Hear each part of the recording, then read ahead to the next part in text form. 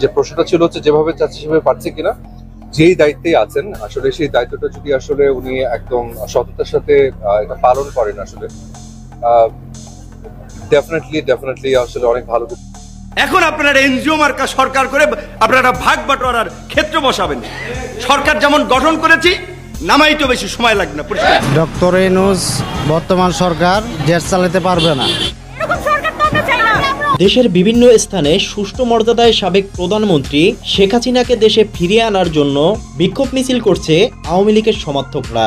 এবার সেই তালিকায় যুক্ত হলেন সাধারণ শিক্ষার্থী ও ছোট পর্দার জনপ্রিয় অভিনেতা অপূর্ব। তিনি বলেন, বাংলাদেশের শেখ হাসিনার অবদান অপরিসীম, তার তুলনা হয় না। বৈষম্য বিরোধী ছাত্র আন্দোলনের ফলে বাধ্য হন দেশ ছাড়তে। তিনি এখনো দেশের প্রধানমন্ত্রী।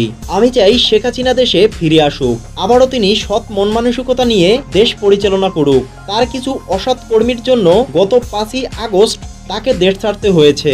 দেশের জনগণ এখনো তার জন্য কাঁদছে।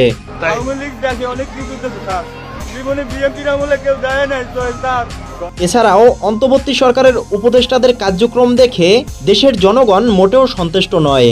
আপনি একটি সরকার বানালেন, একটি এনজিও সরকার বানালেন। প্রিয় দর্শক, দেশের এই বিষয়গুলো আপনি কিরকম দেখছেন জানিয়ে দিন কমেন্ট বক্সে।